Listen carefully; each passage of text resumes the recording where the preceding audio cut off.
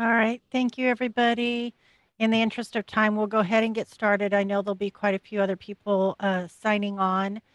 We do appreciate you keeping uh, your mics on mute unless you have a question to avoid any background noise. That would be much appreciated. So I'll go ahead and get started. Good afternoon and welcome, everybody. Before we do get started, though, I wanted to provide some housekeeping items. This meeting is being recorded, and a link to the recording will be sent to you following this meeting. We have had a couple of minor changes to the slides, so following the meeting, I'll also resend an updated version of the PowerPoint so you have that for your records. The ROV does appreciate your attendance and the opportunity to provide you with information related to processes in collaboration with staff during the November 8th general election cycle. During the next couple of hours, you'll learn what the ROV requires of your jurisdiction prior to, during, and post-election cycle, be provided with helpful resources, and be introduced to our amazing staff. So please sit back and enjoy this 2-hour presentation. However, please feel free to raise your hand or ask questions at any time. We'll stop periodically between the division presentations to check in with you, as well as check to see if there are any raised hands and or questions in the chat. So thank you again. Let's get started.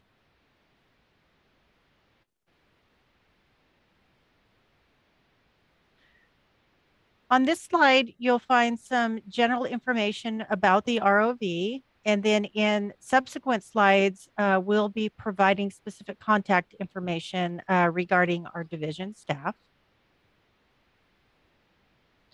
On this slide, the Registrar of Voters website has many popular services that can assist you and your constituents throughout an election cycle, such as where to find election results, how to register to vote, and how to look up your district, among other many helpful resources. So I would utilize this page in finding those resources if you want to take a look at our website. Today's agenda is divided into 11 key sections that includes information related to ROV administration contacts, opening remarks, candidate services, mapping, ballot layout, fiscal, precinct operations, public and legislative affairs, voter registration, vote by mail, and then we'll end with a Q&A. Each division provides specialized services, and at the end of the presentations, you'll have a greater idea of what to expect from each division. And should you have questions, each of the division sections will include contact information. There you are welcome to contact each subject matter expert with your questions via phone or email. I'll now turn the presentation over to Assistant Registrar of Voters, Virginia Bloom, who will speak on behalf of the executive team and provide some opening remarks. Thank you, Bren. I appreciate that. Good afternoon, everyone, and thank you for joining us here today. My name is Virginia Bloom, and I am one of the executives here at this County of Santa Clara Registrar of Voters office. We want to share with you some information regarding the upcoming November election and some insight as to our office and the great team that we have running this particular election. I'm sure that most of you do know our Executive Director, Shannon Boucher, who is the Registrar of Voters. Shannon has been with this office for quite some time. As a matter of fact, she's been with the county for 32 years, of which 26 and a half have been here, specifically in the Registrar of Voters office. Shannon has the luxury of being with this office for all of that time and is a great example of someone who can start as extra help and work their way all the way up to the Executive Director. Our other Assistant Registrar of Voters is Matt Morales, and Matt as well has a number of years of election experience, 20 as a matter of fact, all with this particular office. So you're being led by quite the team. I myself have over 30 years of election experience, 7.5 that have been with this office. We are very, very fortunate to have quite a passionate team of managers running each of the 12 divisions that we have here at the Registrar of Voters office. And we're very anxious for you to meet them all and hear about all of our processes. I wanted to share with you that we did change our voting model back in 2020. The Board of Supervisors did opt to change the voting model from individual polling places to vote centers. So we refer to it as VCA, the Voters' Choice Act model of voting. And what the biggest changes are is that it does require that our office mail out a vote by mail ballot to every single registered voter, whether they are registered to vote by mail or not. So all 1 million plus registered voters of our county will automatically be mailed a vote by mail ballot just 29 days prior to the election for each and every election. We will have vote centers that will be opening up for this next election in June. It will be 10 days prior to the election. And then we'll have multiple vote centers that are actually open during those 10 days and all the way through election day. The vote centers are considered a universal polling place, and they are designed to accommodate somewhere between 50 and 10,000 voters, 50,000 and 10,000 voters. So that number does range during that 10-day period. For a total of 101, I believe it is, vote centers that we will have for the upcoming June election. The nice thing about our vote centers is that because they are staffed with new electronic equipment, our ballot on demand, any one of our voters can go to any one of our individual vote centers and get their ballot. So a perfect example is I live in Cupertino, but I work here in San Jose, and I can go to a vote center here in San Jose and they will print my Cupertino ballot for me. So no more racing back home to get to your polling place before it closes. This is one of the improvements that our county has made. As well, in 2019, we did purchase a new voting system. We are still with the Dominion voting system, but it is their newer model. It comes with a lot of enhanced improvements and has made a lot of our processes done a lot quicker and through the electronic processes. And we are open to the public as well as to all of you. Should any one of you be interested in coming to observe how our operation is run, and we welcome the public to our office as well as you to come and observe, and we're happy to explain what is happening here in our office. I wanted to share that our office has grown despite the COVID pandemic. We luckily have been able to sustain the majority of our staff and have even been able to increase just a few of our numbers. We're up to 101 employees, permanent full-time employees at this particular point in time.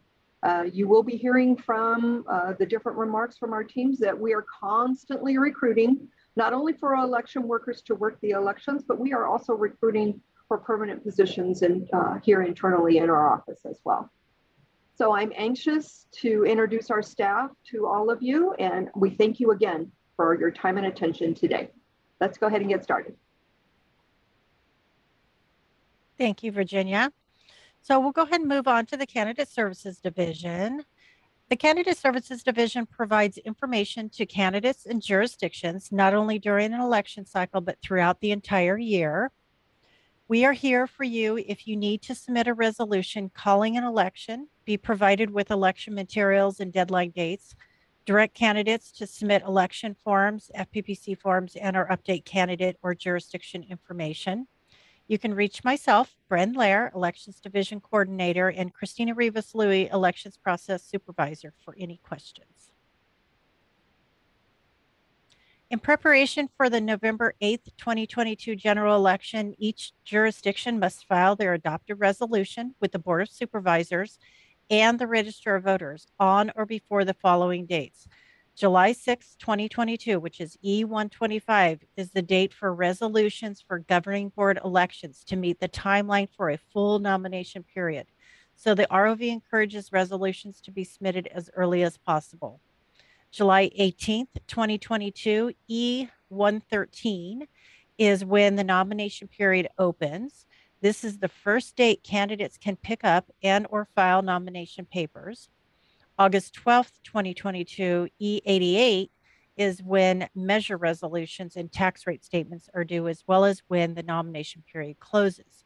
This information is highlighted as a reminder to ensure all of you set these deadlines on your calendar, and you can also find abbreviated calendars on our website with even more comprehensive dates. Jurisdictions were provided forms earlier this year that included a resolution template and an information sheet.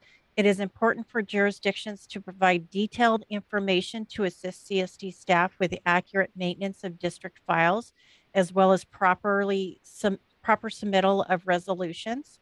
We'll discuss this in more detail on the next slide. You were also provided several other nomination forms. The ROV asks that you have your candidates, or actually, I'm sorry, the ROV will ask your candidates to fill out these additional forms, such as the candidate information request form, preferred transliteration form, request for Vietnamese name accent form, and the candidate statement of qualifications form. We'll review these forms in more detail at the candidate school that will be scheduled in about a month prior to the opening of the nominations period. Among other duties, the Candidate Services Division thoroughly reviews resolutions for election specifications such as correct election codes, number of offices, and term length, such as full or short term, statements of qualifications, current mapping, methods to determine ties, if applicable, board member names, and if seats are elected by district or at large. The division will work closely with each jurisdiction on sections of the resolution that may need follow-up. After the review is complete, the Candidate Services Division processes the resolution and distributes to other divisions, such as mapping, ballot layout, and election logistics and voting systems. These divisions continue to process your information to ensure GIS maps are accurate, county information guides have correct candidate and jurisdiction information, and our election information management system is up to date with all current contests. On or before the 88th day deadline, August 12th, 2022, when resolutions are due, jurisdictions are encouraged to hand deliver hard copy documents to the ROV's office at 1555 Burger Drive to ensure timely processing. This is not a requirement, it is just a suggestion to ensure that you do get your resolution submitted to us in time in order to have your information on the ballot. Please also be aware that Elections Code Section 10403 states that you must file your original resolution with the Board of Supervisors and then file a copy with the elections official. That is the Registrar of Voters Office. So any resolution of its governing board or a measure resolution should be submitted. The original submitted to the County Board of Supervisors and a copy submitted to the Registrar of Voters Office. The Candidate Services Division thoroughly reviews measure election resolutions for specifications such as calling for and requesting the ROV to consolidate with the statewide election, listing the date, type, and purpose of the election, the measure question, that the measure question is no more than 75 words and ensures there's a passage rate of the measure, and whether the full text is to be printed, if a bond measure specifies a tax rate statement, or if state matching funds apply, and which newspaper to publish the notice of election. When receiving resolutions related to measure elections, the Candidate Services Division works closely with each jurisdiction on sections of the resolution that may need follow-up. Please keep in mind that the measure lettering justification form is also due at 5:00 p.m. on E88.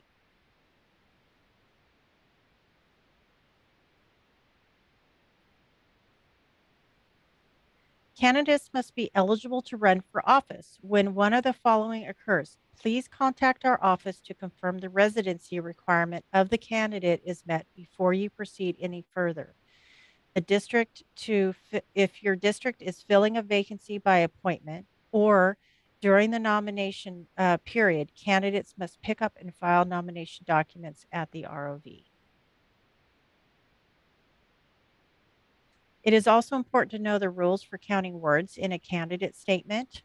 The candidate statement heading includes the candidate's name, which is required, age, which is optional, and occupation, which is optional.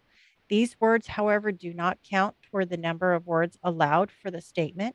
All statements will begin with the words education and qualifications, followed by the text filed by the candidate. We do have an example here of a candidate statement that will how it is printed in our guide. The occupation field in the candidate statement is not governed by the same laws pertaining to the ballot designation. Therefore, it may be different. However, if its length exceeds one line, the additional words will be counted towards the final word or line limit. Words will be counted according to the following guidelines. Each word shall be counted as one word except as specified in this section. All proper nouns, including geographical names, shall be considered as one word. For example, city and county of San Francisco. Each abbreviation for a word, phrase, or expression shall be counted as one word. Hyphenated words that appear in any generally available standard reference dictionary published in the United States at any time within the 10 calendar years immediately preceding the election for which the words are counted shall be considered as one word. For example, mother-in-law, first rate, one time, these will all be counted as one word. Each part of all other hyphenated words shall be counted as a separate word. For example, one half, local area, and homepage will be counted as two words. Dates shall be counted as one word. Any number consisting of a digit or digits shall be considered as one word. For example, 100. Any number which is spelled out shall be considered as a separate word or words. For example, 1 shall be counted as one word, whereas 100 shall be counted as two words. Telephone numbers shall be counted as one word. A website address shall be counted as one word. Punctuation will not be counted. Additionally, characters in place of a word or number and that stand alone, such as an ampersand, a dollar sign, percentage sign, or a hashtag, shall be counted as one word. Characters used in conjunction with a number and necessary to combine, such as $100 or 100%, are not counted. For example, $100 is counted as one word, while hashtag vote for me would be counted as three separate words because the hashtag symbol is not counted. If the text exceeds the word or line limit, the author will be asked to amend their statement to bring it within the required word or line limit. Candidates must file specific fair political practices forms to ensure legal compliance. For instance, office holders who do not have a campaign committee but receive a stipend of $200 or more per month from a district must file a Form 470 no later than July 31st of each year. If a candidate is running for office, he or she must file a Form 501 to announce their intent to run prior to collecting funds. Once the candidate receives $2,000 in contributions, he or she must then file a Form 410 to set up a controlled committee with the Secretary of State.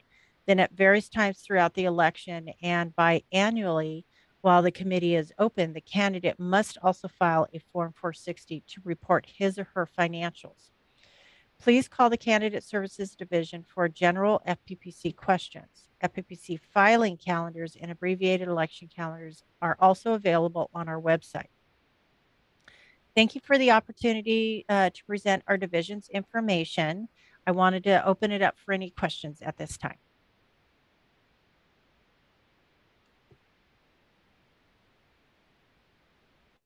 Christina, anything in chat?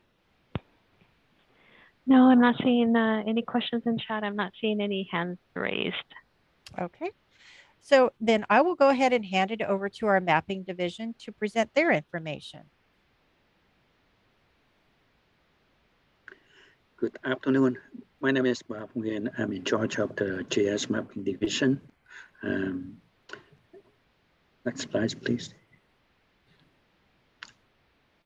I would like to provide you some information about our new process that we have been using to review the district boundary. In order to improve the accuracy of your district boundary in late 2017 to prepare for the major elections in 2018, the GIS mapping division has established a district boundary review process which consists of several key components. First, the tracking log that contains all the district boundary changes, which is required by the state auditors, and the outreach program to our district and city officials.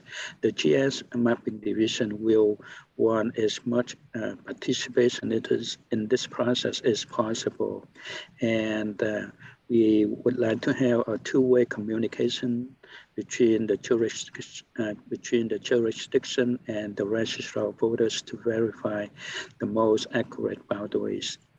Next slide, please.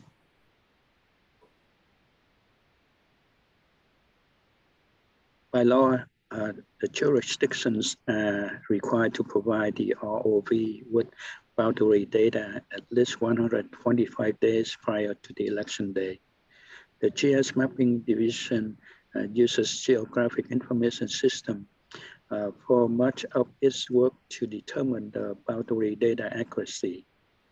The division would greatly appreciate receiving any boundary data in a GIS format and a list of APNs or the accesses parcel numbers contains the property addresses with a voting district if the voting district is still at large, or by the city council or by the trustee if a voting district breaks down to the city council or trustee area before or at least 125 days prior to the election. Next slide, please.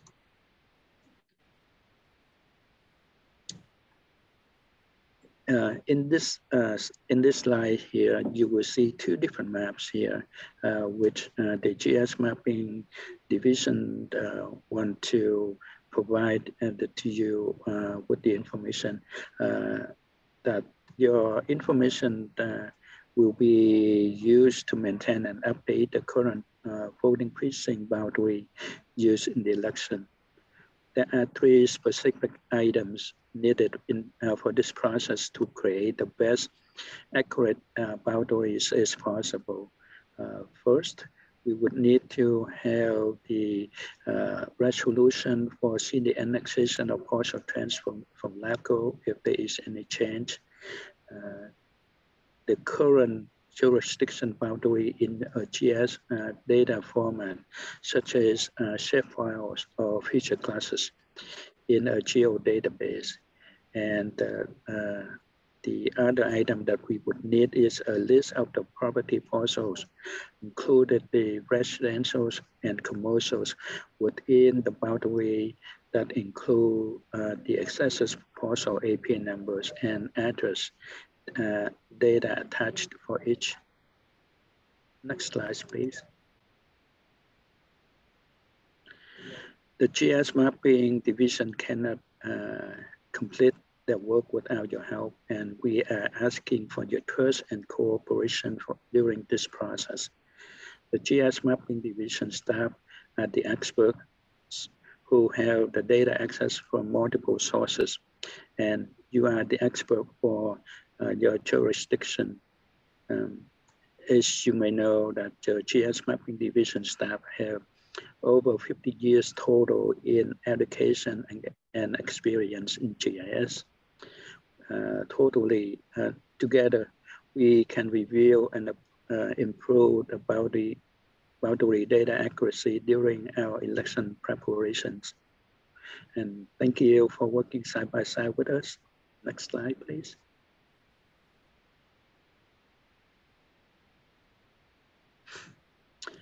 For the transparency purposes, the GIS Mapping Division will send your jurisdiction a boundary review package containing the following materials. A the district boundary map with a sign-up section and the instruction sheet. Next, please.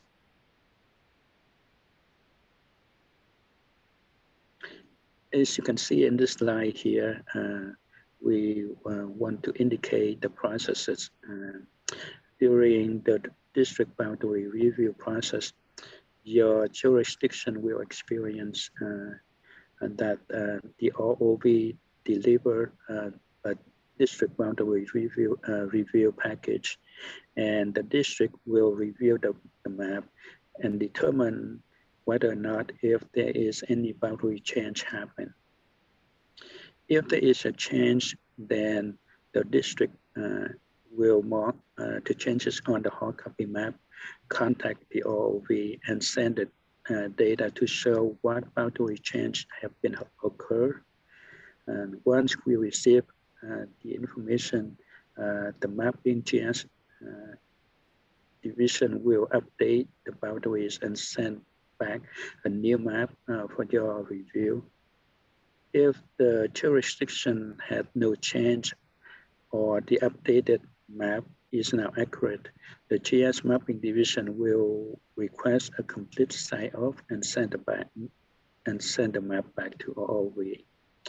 Once the sign-off map is received, the jurisdictions of the annual district boundary review is complete. Next slide.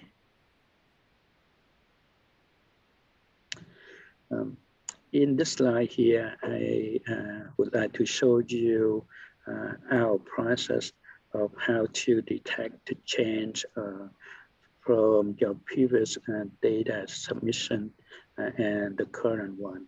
As you can see in this map here, the areas in yellow indicate the old boundary, and the areas in light gray indicate the boundary change.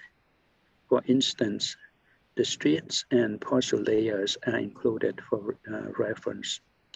Please note that many of the maps will not have such a large difference as shown here, so the districts must be on the lookout for the smaller areas to verify. With the same overlay method, you can see the discrepancy immediately between the old and the new district boundary submitted by the district. And we also using the same methodology to detect the overlapping of your district with the neighbor districts at the same time. Next slide, please. If there is any recent change in your district boundary, or if the current district boundary in our system is different from the data in the district records, please circle no and note on the map and provide us the legal documents with what change needed to make the maps accurate. The mapping division review and update the changes and send that updated version back for another review and sign off if the map that we send to you is not current to what you have.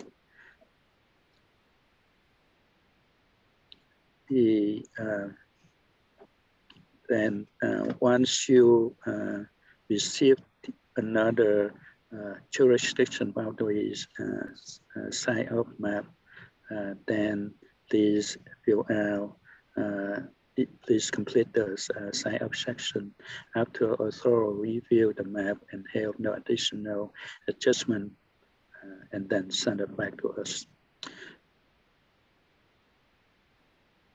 Okay, next slide.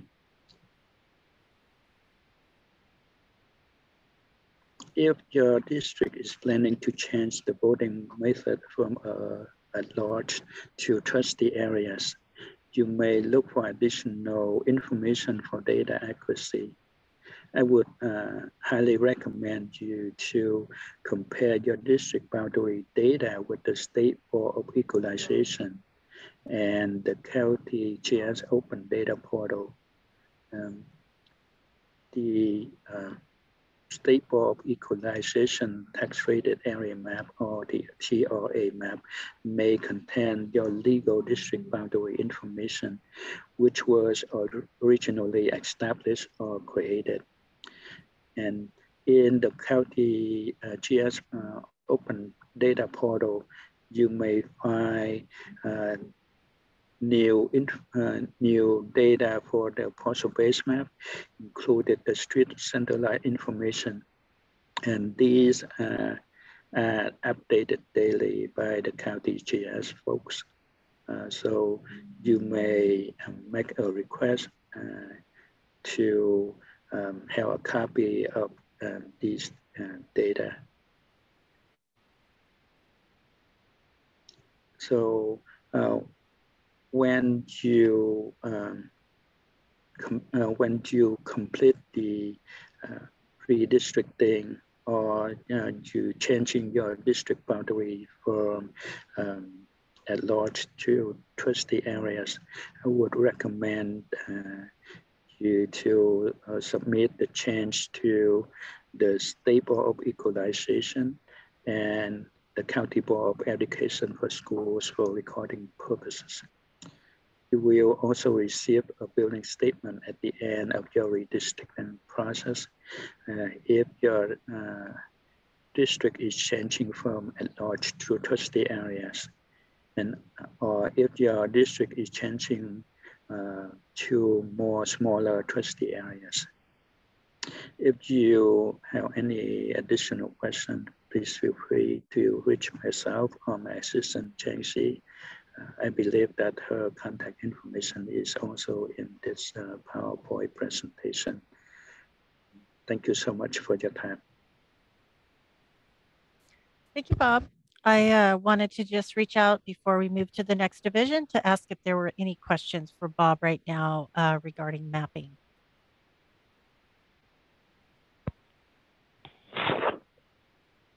I'm not seeing any hands raised or anything in the chat.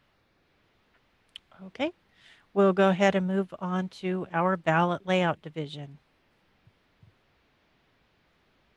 Good afternoon, everyone. I'm Liz Oviedo, Election Division Coordinator for the Ballot Layout Division. Lillian Tsai is the Elections Process Supervisor.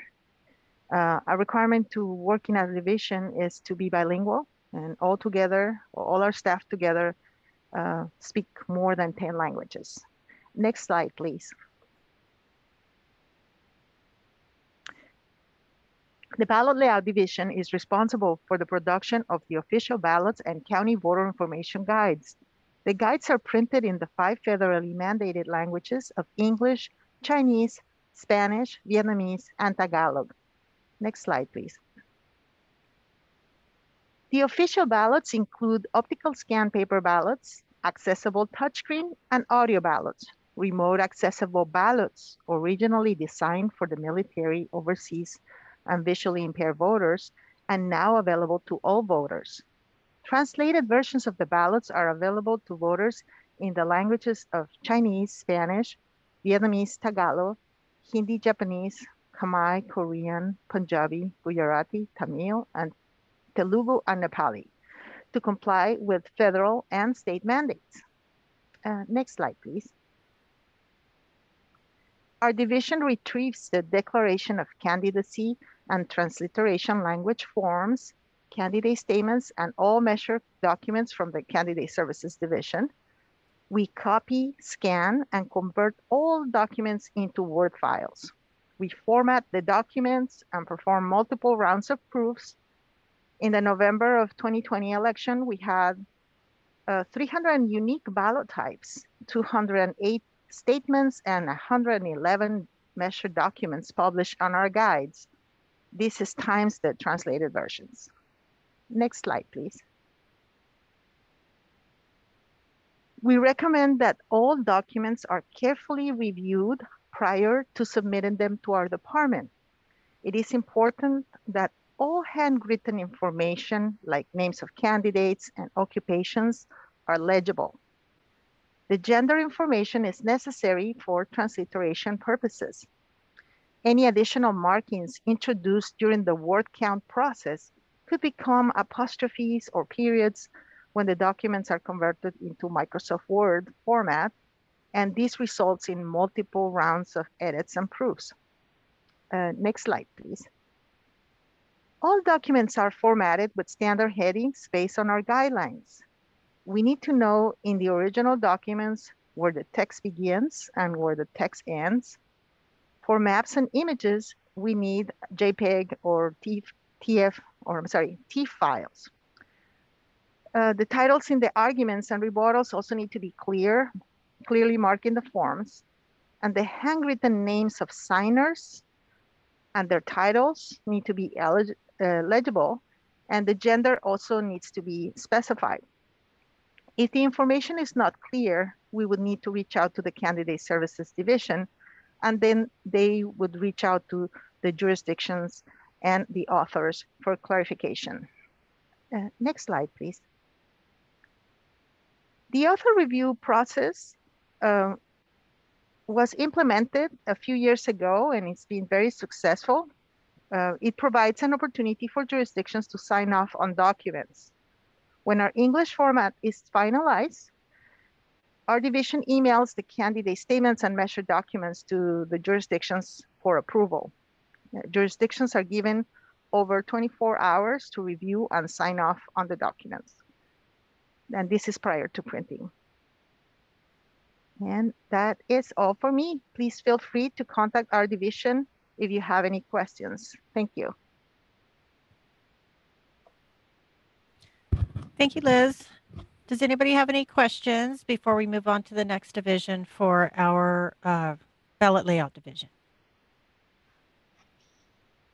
I don't see any hands up, and I don't see any questions in the chat. Okay. We'll move on to our fiscal division. Good afternoon, everyone. I'm Rong Qian, the Fiscal Officer for Fiscal Division. Our division is in charge of all accounting services for our department, including cost estimates for each election. So if you have any questions related to election cost or estimates, feel free to contact Fiscal by this group email or me or our accountant, Train Dao. In the next few slides, I'll go over the current fee schedule with you. Next slide, please. The price and cost in this presentation are the most current approved fees. We're working on updating the fee schedule, so we expect to see changes in the near future. Section A are election service fees. A1 are charges for the primary and general elections that cities, school, and special districts will incur. Our fixed fee is charged per registered voter plus additional costs for legal publications and ballot printing. A2 are charges when special elections are called. The costs of election are based on actual costs incurred. Fiscal division will ask you to deposit 70% of the estimated cost that was provided at that time. Next slide, please. A3 is our minimum charge for jurisdictions participating in the primary or general election. 6,182 will be charged per jurisdiction per contest, plus any additional cost of legal publications and ballot printing. A4 is the minimum charge if a special district does not go to election due to insufficient nominees. $2,000 and $48 will be charged per special district per contest plus legal publication cost. Next slide. So A5.1 through 5.4 are charges for the voter information measure pages. Measure pages contain in the full test impartial analysis, arguments, and rebuttals, plus any additional printing costs. Next slide, please. A 6.1 through 6.4 are charges for candidate statements for judges and other candidates, depending on the number of words that are printed in the voter information pages of the civic, plus any additional printing or running cost. Next slide, please. A7 are charges for research and compilation services, $95 minimum plus any half an hour, $95 increase. A8 are charges for certification services at $88 per certificate. Section B are miscellaneous voter and election information fees. B1 and B2 are charges for the electronic versions of the voter file and the other miscellaneous election information at 129 flat fee. Next slide, please. Section C relates to vote by mail voter information fee. C1 is a charge for the electronic version of initial requests at a flat fee of $129. C2 is a charge for the electronic version of updates, daily or weekly, at a flat fee of $65. Next slide, please. Section D relates to precinct maps fee. D1 is a charge of a map at $5 per page. D2 are charges for an original standard printer or plotter maps. There will be an initial setup fee of $73, and our map fees are ranging from $5 or to $30 per page, based on the size. Next slide. These three are charges for original customer printer or plotter maps. Initial setup fee is $142, and then another map each page ranged from $5 to $30. D4 is a charge for standard digital maps with a 73 setup fee plus $3 per map. D5 is a charge for custom digital maps with a $142 setup fee plus $3 each map. Next slide, please. Section E relates to statement of voters fee. E1 is a charge for photocopies of special and parts of primary and general elections at 10 cents each page. Section F relates to registration, affidavits, and postage. F1 is a charge for photocopy of an affidavit at 10 cents each page. F2 is a charge for printed copy of scanned affidavit that is not certified at 10 cents each page. F3 simply notes that postage and handling fees will be charged at the actual cost. Next slide, please. Section G relates to FPPC reports fees. G1 is a charge for FPPC photocopies at 10 cents each page. G2 is FPPC retrieval fee for documents more than 5 years old at $5 per request, plus 10 cents each copy. Section H relates to photocopy charges, 10 cents for each photocopy. Next slide. Section I relates to miscellaneous service fees. I1 are actual labor cost fees for petition signature verification based on time studies and indirect costs. I2 are actual labor cost fees for redistricting based on time studies and indirect costs, plus costs of services and supplies in mailing notices to all registered voters. I3 are actual labor cost for recounting based on time studies and indirect cost, plus costs of services and supplies calculated in regarding to different election codes. Next slide, please. So as mentioned earlier in the presentation, additional fixed cost charges per candidate statements include 2,343 for 200-word statement and $3,516 for 400-word statement. Printing cost per page per sample ballot ordered is based on actual unit printing cost and ranges from 1 cent to 2 cents per page. Next slide, please. In addition to the candidate statement charges mentioned earlier, there's a fixed cost for measure pages of $7,405 per full page of 800 words, which includes text of measure, impartial analysis, arguments, and rebuttal in favor of or against. Printing cost per page per sample ballot is based on actual unit printing cost, ranging from 1 cent to 2 cents per page. So this concludes our physical presentation. If you have any questions, feel free to contact us. Thank you. Thank you, Rong. Before I move on to our next division, I wanted to reach out to make sure if there weren't any questions for physical or fiscal.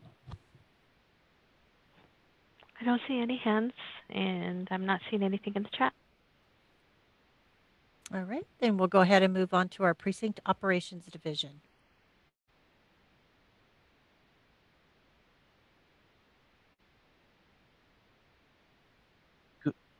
Okay. Good afternoon, everyone. My name is Paulo Cheng. I'm with Precinct Operations, and I'm here by myself today. The other two supervisors, they are currently assisting with the classes and also with vote center search and hiring of staff. Again, my name is Paulo Cheng. The other two supervisors are Lance Noddle, Election Process Supervisor 2, and April Barcamonte, Election Process Supervisor 2, which I'm sure some of you have met at some point.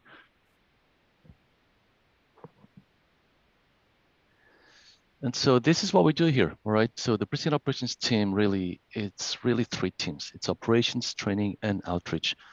When it comes to operations, what we do is we look for vote centers. We go, visit, survey, and make sure that the vote centers are ADA compliant. We then initiate the contract process. And then when that's done, we prepare the vote center list. After that, we start the search for vote center staff. And when we hire staff, we search for both monolingual and bilingual staff. Scheduling, what that means is that then we have to schedule all the staff that we hire to work at a vote center. They must be certified, so they have to attend a class. And so they're scheduled for both a class and then a vote center for the election period. When it comes to training, of course, we do our own in-house training, and all these election officers, if they are lead, they'll go to a 3-day class. If they are the clerks or the aides, they'll go to a 2-day class. We also hire volunteers and high school students, and their role is a little bit more pared down. And so they basically are the greeters, welcoming voters to the vote center, providing basic information at the entrance to the vote center. And for that reason, they only attend 3-hour-long classes, okay? And those usually are on a daily basis. For example, we'll have a morning class and afternoon class.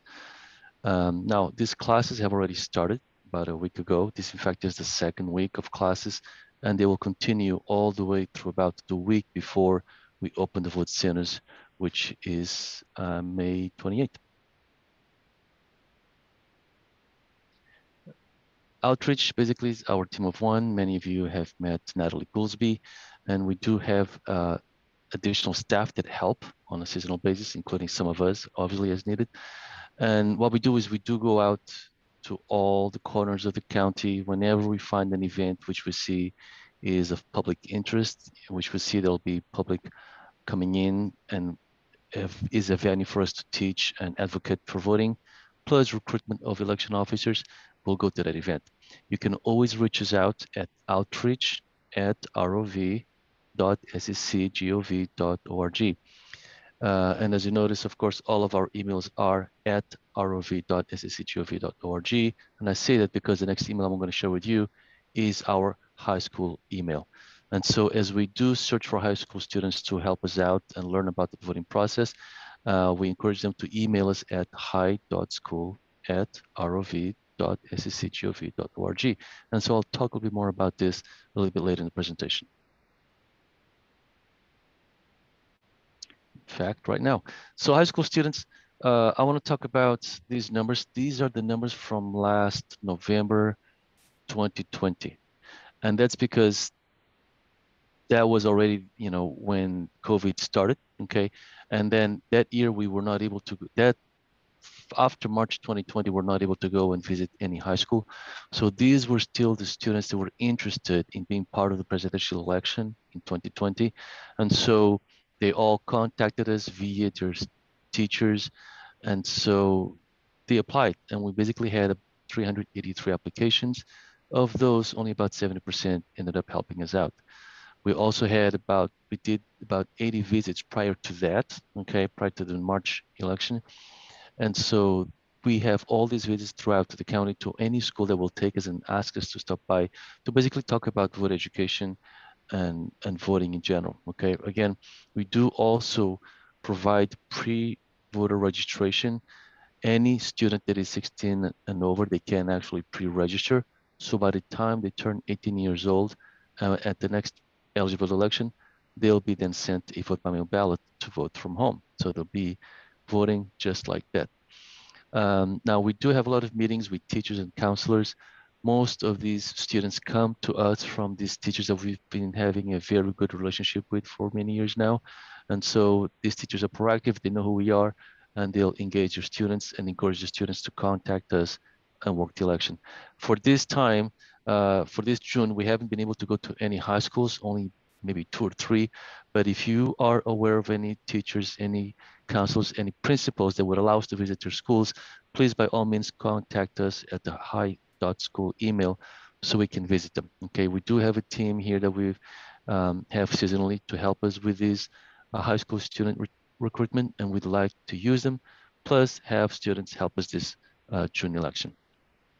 Now, for the high school students, if they want to work with us, they can work anywhere between 1 and 3 days or more if they'd like to, okay? But usually 3 days does it. And that's because they will work a Saturday and Sunday, or one of those 2 days, Saturday or Sunday, basically the weekend before election. And then of course, on Monday they go to school. And then of course, all day Tuesday, they'll be helping us out working at the vote centers.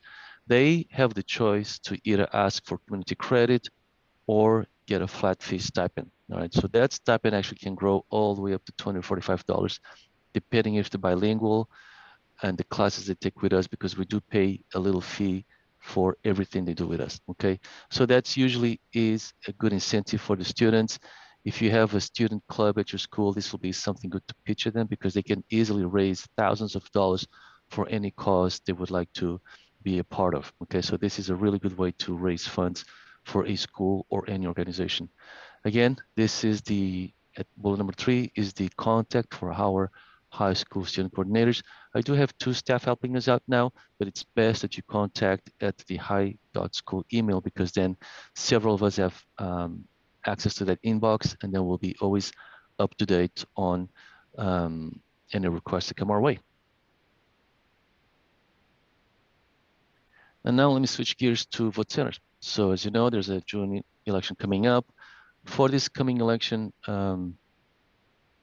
we will have about 101 vote centers. Okay. Now, what we do is when we look for vote centers, especially in a year in which we know we have 2 statewide elections, we look not only for June election, but we also contract that same site for November election, because then we take care of 2 contracts in one process, and that's that. And that's because, of course, as soon as the June election is over, we have to certify, and then in July we start hiring, and classes for that election start in early September. So we don't have much of a turnaround in terms of hiring and doing everything else. Now, what sort of facilities do we hire? We hire community centers, universities. For example, Stanford, Santa Clara usually have helped us out. San Jose State always been a big partner of ours. Churches, we'll go to the fellowship halls, study halls, anything they have that is big enough and available to us, we'll take it. And of course, school district offices. So some of you have helped us out in the past, and that's been absolutely great, okay? Of course, we'll go anywhere we go, as long as it's available to us for a specific amount of days, and it's ADA compliant, and they're charging us very little fees, all right? We do try to find these 101 vote centers throughout the county, distribute as evenly as possible. And most of the times that works out really, really well. Now, again, all these facilities, you know, it's not easy for us to find 101 vote centers because again, they have to meet the requirements of the Voters' Choice Act, which is a much larger space than before. We have election code requirements regarding safety. And of course, it has to be American Disability Act compliant. As I said earlier, we'll take this for different days. We usually need these days, these vote centers, anywhere between 6 days to 12 days. And I'll explain that to you in a few seconds. Now, for this June election, again, as we are going to have 101 vote centers, we will have about 24 opening on E-10. And so that is 2 Saturdays prior to election day, May 28th. And so 2 Saturdays prior to election day, early vote center opens. Anyone this county can go and vote at any one of our vote centers, all right? And so the following weekend, which is June 4th, or that's E-3, 3 days before election day, we'll then open the remaining vote centers for a total of 101 vote centers.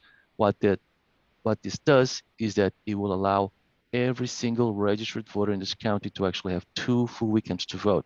So no one has to wait until Tuesday and Tuesday only to vote and then rush from their job at 5 o'clock to their home somewhere else in the county and try to vote before 8 o'clock. And again, this is a great opportunity for all families, all age groups to get together on a weekend and go vote together, make it a family event, for example. Okay, so this is a great option. This is one of the big benefits of Voters' Choice Act. More days, more ways to vote.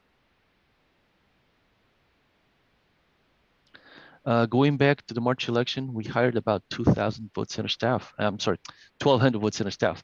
And the goal is always for us to have more than 10 staff, okay? And that's always a mixture of hourly workers and stipend workers. We did have 12, more or less, depending on the day. Usually early on, when there's less of a turnout, we don't have as many people, but as we get close to election, we bring up more staff to work at the vote centers. These, of course, included, as I mentioned, hourly workers, stipend workers, and high school students who were able to help us out. At the moment, as we speak, we are still hiring for the June 7th, 2022 election. We do have classes ongoing. The classes will go pretty much through the 3rd week of May. And so if you know of anyone who is interested to help us out at the vote centers or in the office, have them visit our website. And I'm going to post that link on the message very shortly, okay? But there is still a little bit of time for anyone to apply. And I say that because prior to Voters' Choice Act, we needed volunteers. So the volunteers could contact us directly. Now it's different. Now, because they actually become county employees part-time and hourly, they actually have to apply via the Employee Services Agency. And so that takes time to get for someone to apply, be reviewed, and then referred to us, and then for us to contact them and assign a class. Okay, so my biggest concern is that we'll hire people until very close election day, but I need to make sure that whoever wants to work at the vote center goes to one of our classes to be certified in order to be able to work at a vote center. And so we are looking for election workers who are basically the vote center leads. And we are looking for election aides who will be the clerks or greeters or the staff that process the voters, okay? All these applications, we don't take paper applications. All these applications are online and they can find all that information on our website, which again, I will show it to you in just a few seconds. Again, it'll be super easy. Anyone that applies with us, they just have to create the profile online and apply. The next year, there's an election, they want to work again, they just log in again to the website. The application is the same, they just submit it again and everything is set, okay? So that's that.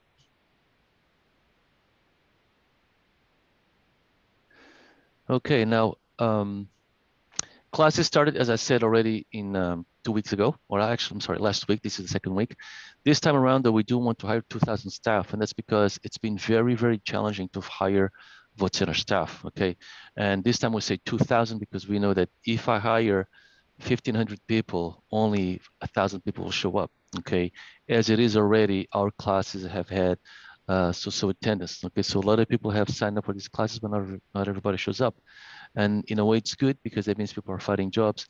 But on the other hand, for us, for the democratic process, it's more challenging. Okay, so we do need to hire as many people as we can because I need to make sure I have enough ready to help us on election day. As I mentioned also earlier, again, these classes for the leads are 3-day long. For the aides, it's 2-day long. And that's because we do go through many of the election codes.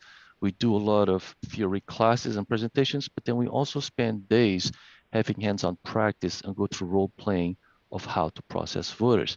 As I said, for the high school students and volunteers, 3-hour classes usually are perfect because we give them a basic introduction to elections.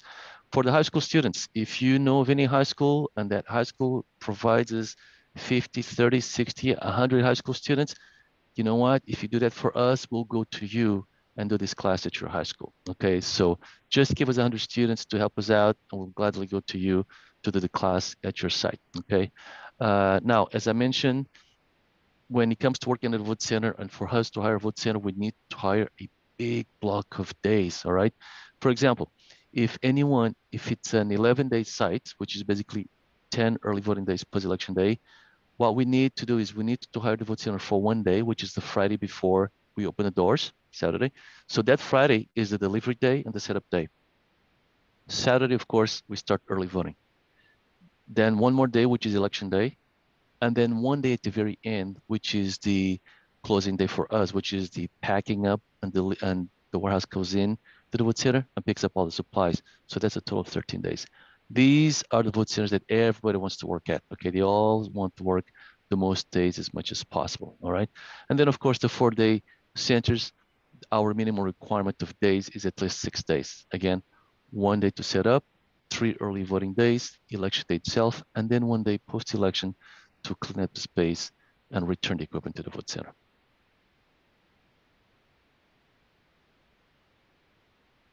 Okay, now what does the Voters' Choice Act mean to all of you as a polling place voter or as a person that wants to vote in person? Well, for you, it means that you have more days to vote, more places to go in and vote, and of course, more ways to vote also at the vote center. What I mean by that is that before this model, you only had a Tuesday to vote. Before this model, you had to go to your polling place in your neighborhood. Okay, and now, as Regina mentioned, you could live somewhere else in the county, but work in the opposite side of the county and still be able to vote at or nearby your place of work if you'd like to do so. Okay, when it comes to more ways to vote, is that we do provide, for example, touchscreen ballots at the vote center, audio ballots at the vote center, and then of course we supply on-demand printing of the bilingual ballots. So we no longer have to pre-print anything. Right now, if you come into the vote center and you're ready to vote in one of 13 languages, tell us what language you want, we'll print it for you, and you're set. Okay, so these are the big differences for voters who would like to vote in person. Now, as a regular voter, and you want to stay home and you don't want to rush and go anywhere, you don't want to deal with crowds, parking, whatever it is that you have to deal with on a weekend, that's fine. Because with Voters' Choice Act, we automatically send out a vote by mail packet to all of you. You receive this vote by mail packet at home. Inside it, of course, you're going to have everything you need to vote, including a list of the drop boxes and vote centers where you can go in and drop this ballot in person if you'd like to do so. Okay, so again, many big benefits to Voters' Choice Act, that the Voters' Choice Act brings to all of us. And in fact, when we first started doing this, we had, I think we were probably counting number 12 switching over to Voters' Choice Act, but now there's over 20 something, okay, countries doing it. So I think it's super beneficial to all voters in the state of California.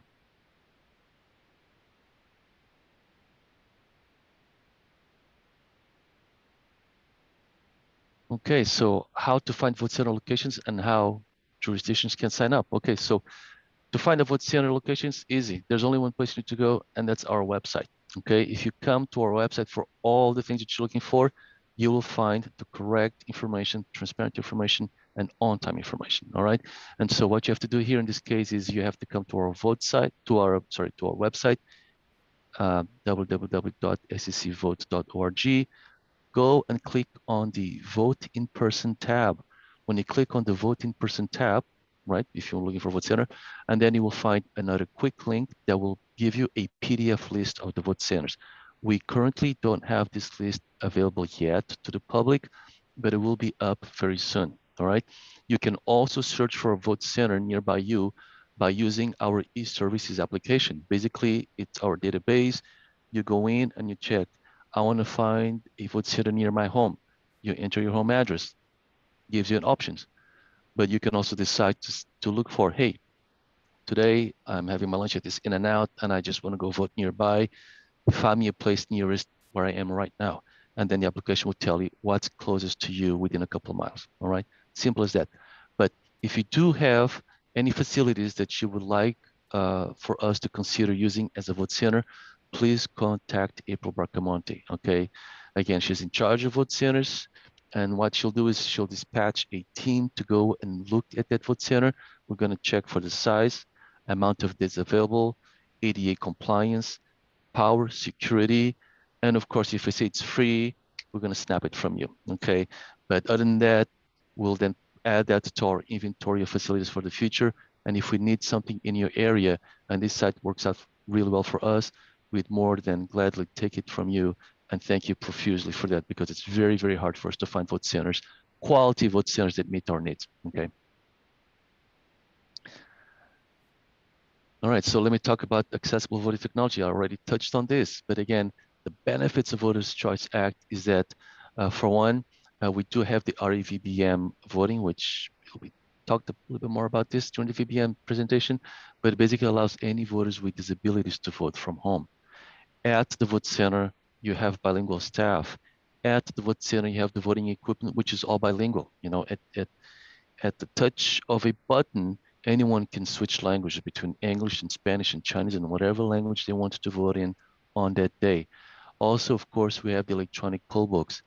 These are basically an iPad that you can find your name in, check your address. If you then elect to vote in a different language, you select that language. We're notified about that right away on the spot. And another team of staff will then print a ballot, custom ballot, just for you of the specific area where you live, meaning that you will always get to vote your local measures and contests anywhere you vote in this county, which again was impossible in the days of the polling places before we switched to VCA. Promotional materials. We do have quite a lot of promotional materials, okay?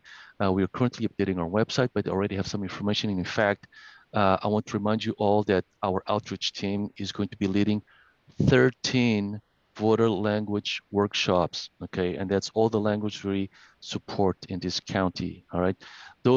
These workshops are present for us, but for me to basically present all the information I've given you, okay? But this time, of course, aimed at the language communities of this county, because we want everyone to understand that no matter what language you speak, if you are a citizen, you have the right to vote, and we will do everything we can do to make sure that you vote at the election, okay? And so that is already set up. The first workshop will be on April 26th on Tuesday night, 6 to 7. All the workshops are Zoom meetings. And so I'm actually about to press enter here on my messages and send you a link to our outreach webpage where you can find all this information, including media graphics that we've developed with PLA team to advertise these voter language workshops. Okay, so again, we do so much on our own, but we can't do everything. So as much as you can help us, if you can help us spread out information, that'll be awesome. Okay, and I believe that concludes my presentation, Bran. Thank you all for listening. Thank you, Paulo.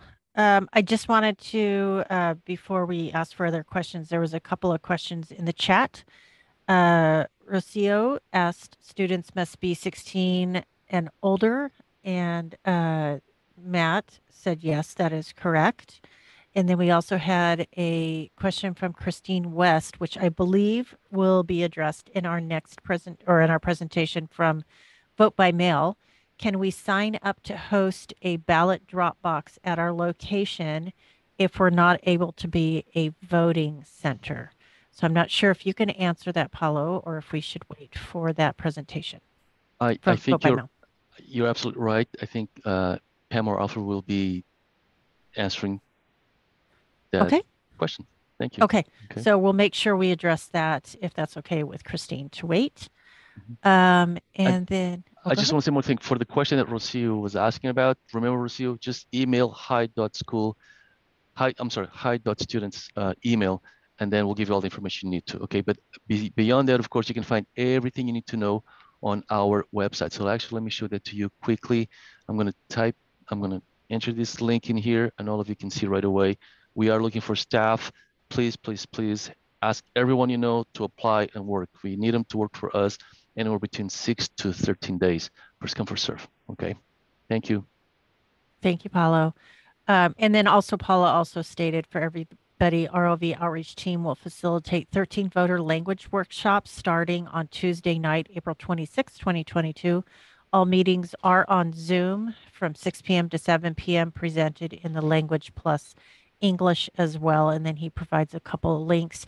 I do want to share too that I will be sending out this chat, the transcription of the chat. So you will get all this information when I send you a link to this recorded document or recorded video and the new slides. So no worries, you will get this in an email soon.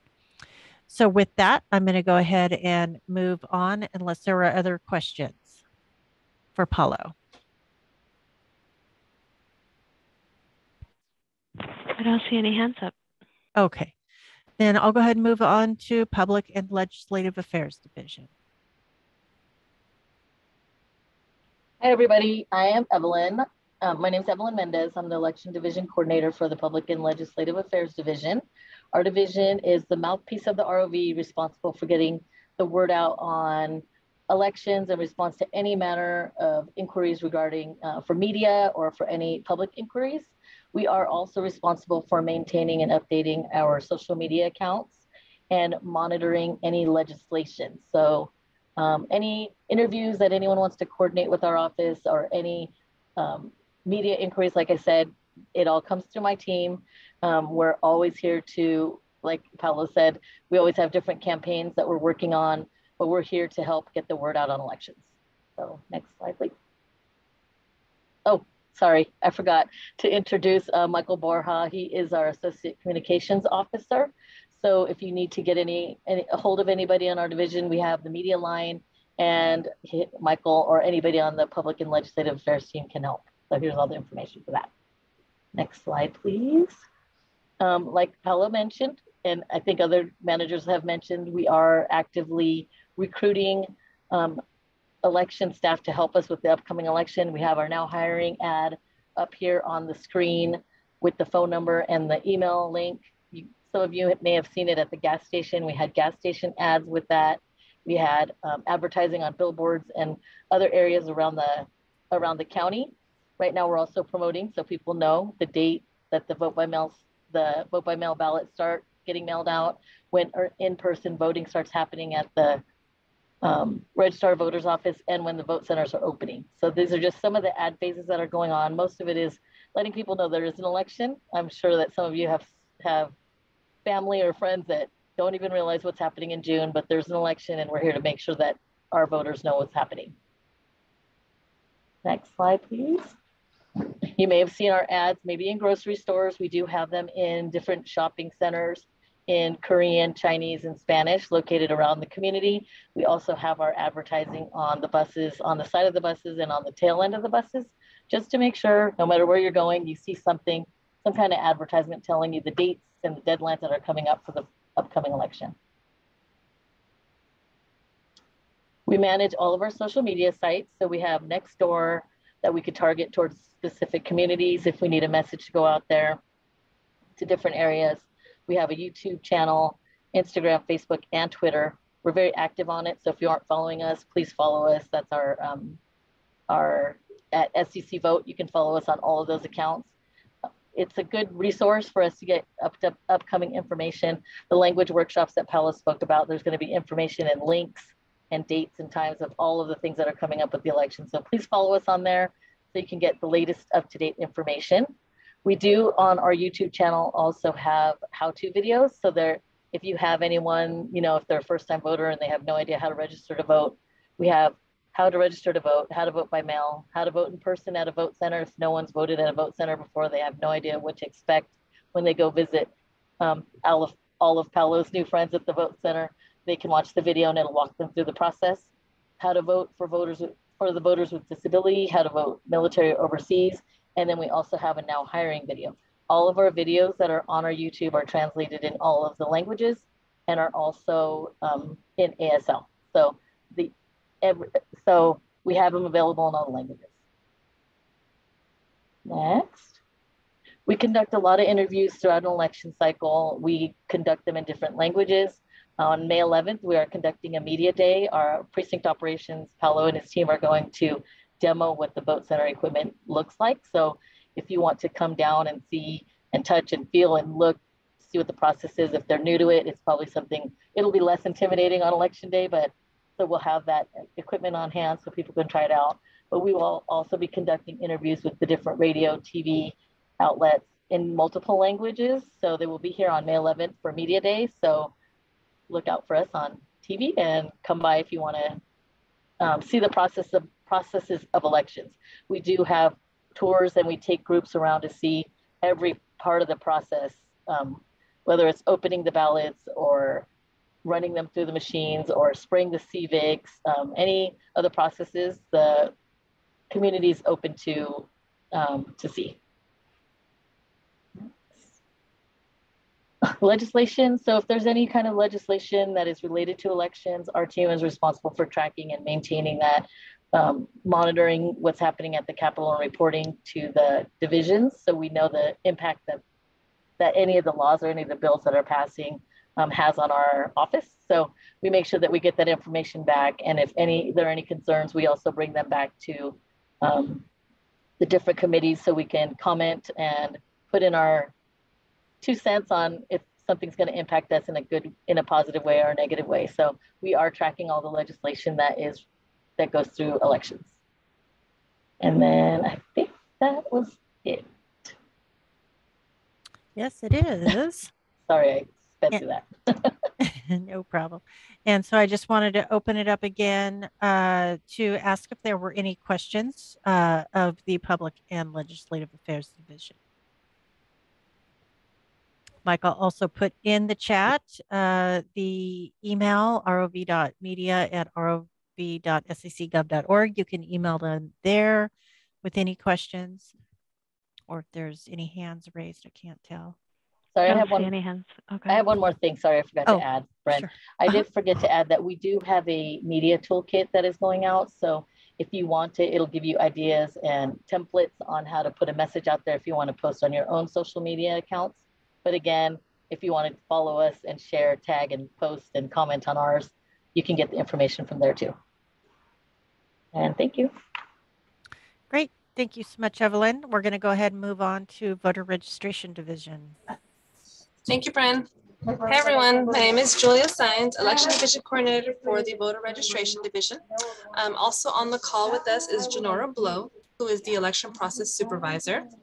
Our division is responsible for voter file maintenance, signature verification, and both in-person and over-the-counter customer service. We are here to assist you with any voter registration related questions, confirm voter registration, and answer any questions related to the intake, verification, and certification of local initiatives and referendums. Next slide, please. In 2016, the statewide voter registration database, known as VOCAL, went live. VOCAL maintains the voter registration information for all voters in all 58 counties. Using VOCAL, voter registration applications and existing voter records are run against the California Department of Public Health in search of voters who have passed away, and the California Department of Corrections and Rehabilitation for any voter who has been convicted of a felony. Any applicant who is confirmed to be on either of those lists is not registered to vote, and any existing registrations will be canceled. In 2018, federal law required the California DMV to provide customers the opportunity to register to vote while completing a driver's license or identification card or change of address transaction. DMV customers will automatically be registered to vote unless the voter chooses to opt out of automatic voter registration. If the voter is already registered to vote, the information received at the DMV will be used to update their existing registration. Next slide, please. City clerks typically file their local petitions with our office for signature verification. Petition filings should be made in our office during business hours. We are open Monday through Friday, 8 to 5, and do remain open during lunch. Upon filing, we will ask you to submit a letter of authorization and ask you to complete a couple of internal forms. Those forms are available beforehand. Should you need them, simply give us a call or email and we can provide those forms to you. Within 30 working days of the petition filing date, our office will count the number of signatures that have been affixed to the petition, and will also verify the signatures filed with our office using a random sampling technique. Upon completion of a random sample, our office will immediately certify to your office, or proceed to a full count as necessary. It is also helpful when we are notified of petitions that are being circulated so we can prepare for the workload. Next slide, please. Upon filing of the petition, our office will verify 500 signatures or 3% of the number of signatures filed, whichever is greater. If after verification, the number of projected valid signatures shows less than 95% of the number of signatures required to qualify, the petition will be found insufficient. If the total number of projected valid signatures is more than 110% of the number of signatures required, the petition will be found sufficient. If after the random sampling technique is complete and the number of projected valid signatures shows between 95 to 110%, our office will have 60 working days from the date of filing to complete a full count. Our office is currently working on petition signature verification guidance, including FAQs that we look forward to sharing with you fairly soon. Does anyone have any questions?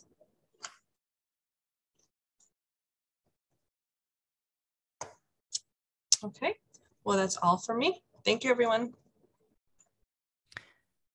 Thank you, Julia. Okay, so since there's no other questions, I don't see anything in chat either. I'll go ahead and move on to our vote by mail division. Good afternoon, everyone. My name is Alfred Gonzalez. I'm the Election Division Coordinator for Vote by Mail Division.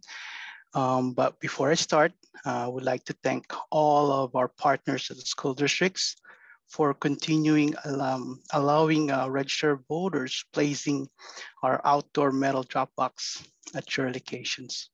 On behalf of my colleague, Pamela Hamilton, thank you. Thank you again for your assistance. As we all know that vote by mail is for everybody now here in the state of California. Now all the voters are automatically receive vote by mail. They don't need to submit any BBM requests. Ballot will automatically be mailed to them about a month before each election, giving you plenty of time to mark and return your ballot in the most convenient way that you could think of. So how can they return the ballots? There's 3 options here.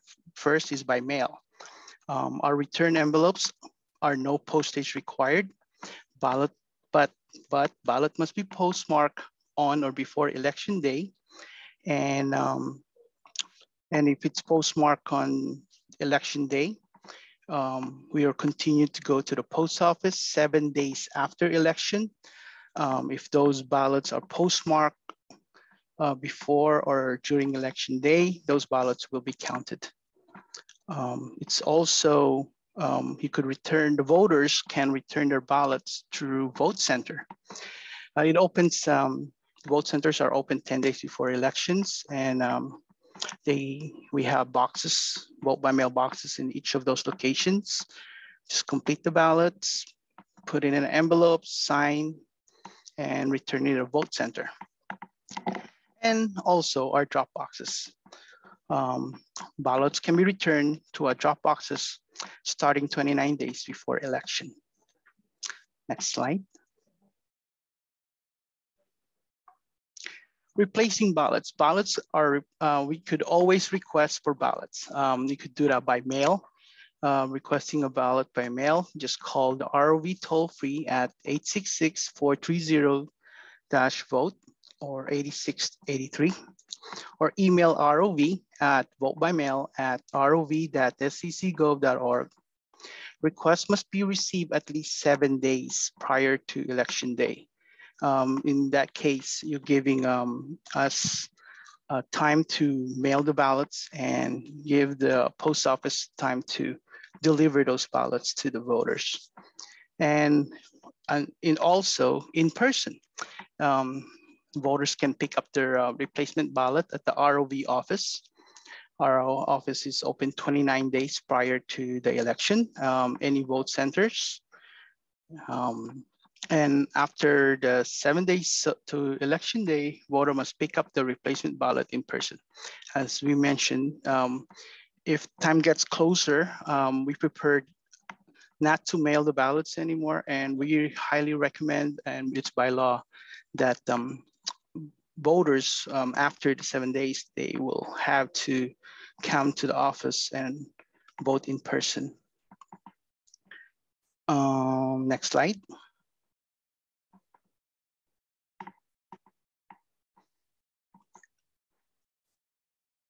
What if we don't want to vote by mail? Registered voters can go to any vote center, as I mentioned, to vote in person, or our registered voters office. Again, our office is open 29 days before election. Our office hours is 8 a.m. to 5 p.m. Monday to Friday. And we are open 2 weekends before election. So that's May 28 and 29. We're open from 9 to 5. And June 4th to June 5th, that's 9 to 5 also. Are there options to vote by mail that are accessible to individual with disability or military and overseas voters? Yes, it's called remote accessible vote by mail. Basically, remote accessible vote by mail system is an access to vote their ballots independently and privately. Instead of using the paper vote by mail ballots that we mail, you can access an electronic version of your ballot, and which you can mark, use your own assistive technology at home, in your computer. And then when you're done, you must print your ballot, and you have to return in your original blue vote by mail envelope with your signature to the registered voters for your ballots to be counted. Or you could use a regular envelopes, return envelopes with voter oaths included with the ballot. And to preserve the privacy and the security of the process, your ballot selections are not transmitted electronically through the internet. It has to be printed and mailed back to the office. For the voter who are overseas or military, or voter with disability, they can return their ballots also through fax. Okay, next slide. What are the drop box? 24 hours a day, secure vote by mail collection boxes. So basically, our drop box are secured. They're locked containers, metal containers, placed in convenient, accessible locations, where you can safely drop off your ballot. Election code's requirements to have one drop box per 1,000 voters. And we have about 1 million registered voters here at Santa Clara County. So if you do the math, 15,000 divided by 1 million, we are about required by law about 67, 68 drop boxes. Currently, right now, we have 99 location drop boxes, and we have 3 in registered voters campus locations too. The drop box will be scheduled to be delivered to our partners' locations May 4th to May 6th. We'll start delivering the boxes. It will be sealed and into those locations. They'll be secured, they'll be chained, and on May 29, E-29, which is May 9th, our staff will go through all the 99 locations and open up those drop boxes. So it will be on that day, those boxes will be active for the voters to return their ballots. And regarding ballot pickup schedule, starting on May 9 to May 20, 2022, Monday, Wednesday, and Friday are scheduled for the pickup of the ballots. But starting on May 23rd up to election day, our pickup will be daily. We're gonna have a daily pickup on those drop boxes. And again, thank you so much for all the assistance, for being our partners. Thank you. Thank you, Alfred. I did want to circle back to Christine West's question. Can we sign up to host a ballot drop box at our location if we're not able to be a voting center? And then also I had a question because this presentation is actually more geared for the November election. Will Vote by Mail division be providing those additional dates that you just presented for the November election too after the fact? Oh, definitely. We will provide most of the information that we can, especially to our partners. Yeah, we could easily provide those informations. Just just let us know. And then regarding the additional locations, we have to analyze the area first. If there's already a close by locations, we have to reassess the process.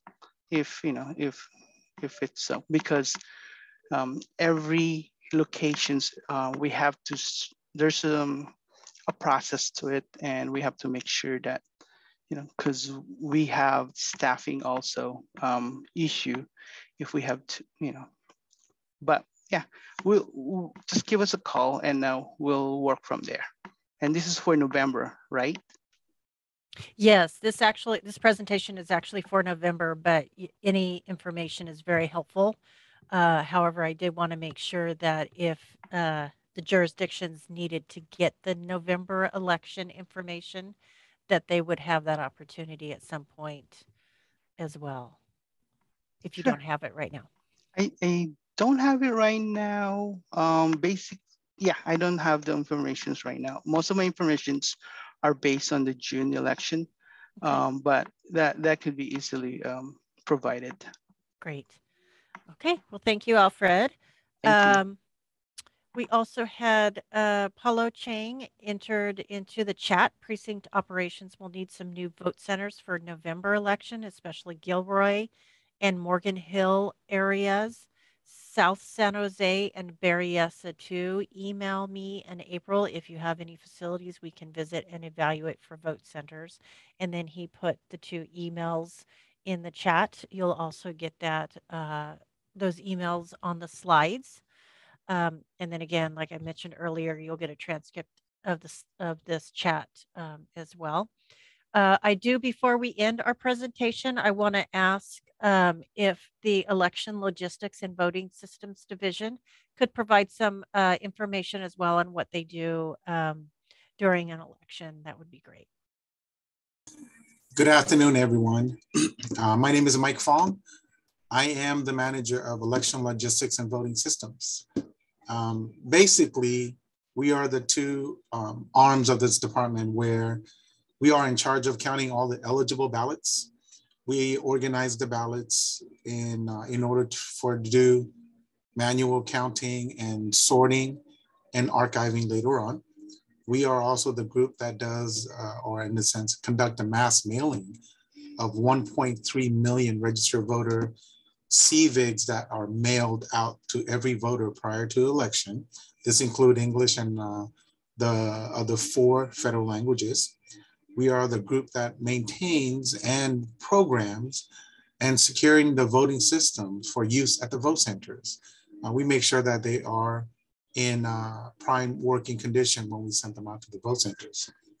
And our logistics group are the one that maintains or prepare the supplies, the equipments that are used at the vote centers. We deliver all the materials prior to election, work of voting days, and we retrieve them post-election. And during the voting days, we provide all sorts of supplies and equipment and tech support, logistic support to all of the vote centers, as well as in the office that needs support in that way. We are also the gatekeepers for our election management system, the physical system itself and the data itself. We are the one that, in a sense, gatekeeper for the physical security, cybersecurity, and limited user access to make sure that the data in the system is in a sense, hardened from outsiders. And like Alfred said earlier, he have many, many drop boxes. And we are the group that, in a sense, recruit and maintain and work with all of the volunteers that pick up ballots from the drop boxes and the vote centers every day that are, either boxes are open or when the vote centers are in operation. We bring the ballots back to the ROV every day by teams of 2 people per car. And these are the volunteer groups that some of you may know. They're Lions or the Kiwanis or the Boy Scouts or the local civic organizations that does volunteer work. They're the one that we use to bring the materials back. And I've been working with them for many, many, many years. We are the one that also maintain the voting system equipment. Just to name off, we have 450 tabulators. We have 450 sets of like a touchscreen machine and a printer that makes up the ballot on demand that you can print ballot as needed. And we have 900 sets of touchscreen machine and printer that makes up ADA touchscreen or ballot marking device. And we have 1,200 smart tablets that processes voters checking in, similar to rosters, those of you have heard in the past. This is when voters vote, we get a near real time of the history of person who voted, where, and when.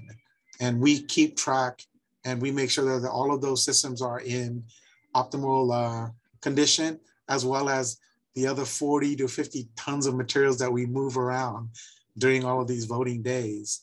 And of course, we provide support to the 100 to 100 plus voting days and 100 plus or 100 drop boxes. Again, making sure that all the ballots come back, all the supplies come back, are accounted for. And we make sure that all of the votes are in so that you get to see the result at the end of the night. So that's kind of like a really quick sum up of what we do. I'll be happy to answer any questions about the voting systems or the logistics.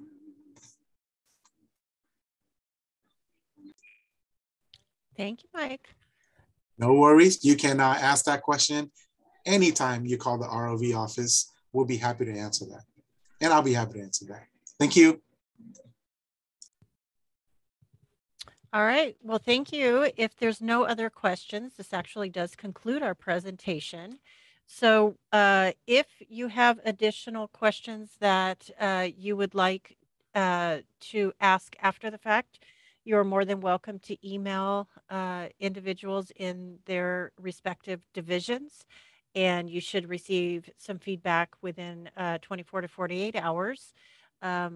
Otherwise, thank you again for participating and attending this presentation. We do really appreciate all the information. I do have something in chat real quick. Oh, and Virginia provides her information in chat here with her email and phone number, so you'll get that.